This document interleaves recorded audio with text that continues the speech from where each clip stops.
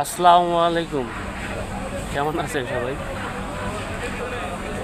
কিছু কথা বলি, আপনাদের সাথে শেয়ার করি। পড়ালেখা যদি করেন তাহলে ভালো করে করেন, এমনভাবে পড়ালেখা করেন যাতে একটা সরকারি চাকরি পান, সরকারি বা ভালো একটা কোম্পানিতে চাকরি পান, তাহলে ঠিক আছে। এমনভাবে পড়ালেখা করেন না যে যে পড়ালেখার কোনো দামই থাকবো না। আপনি 10টা বছর শ্রম দিবেন, 10 বছর শ্রম দিয়ে যদি এসএসসি পাস করেন, তারপর যদি পড়ালেখা ঠিক মতো না করেন, তাহলে কী লাভ এই পড়ালেখা করে? তাছাড়া এর আগে তাহলে তো পড়ালেখা না করে কর্মজীবীতে চলে যায় বালা, কাজ শিখতে যাওয়াই বালা।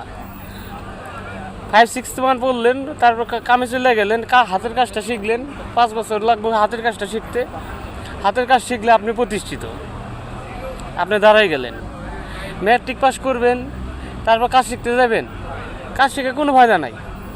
তখন কাজ শিখতে শিখতেই আপনার জীবন শেষ হয়ে যাবে, 5 বছর যাবে কাজ শিখতে শিখতেই। তখন আপনি কাজ শিখবেন না প্রতিষ্ঠিত হইবেন, নাকি সংসার হাল ধরবেন, নাকি বিয়ে শাদী করবেন? কোনটা করবেন? কোনো লাভ নাই। এটি বাস্তব জীবন। যদি পড়ালেখা করেন, সবাই ভালো করে পড়ালেখা করেন। আধা বিধি পড়ালেখা করে কোনো দাম নাই, ফয়দাই নাই, মাফি ফয়দা।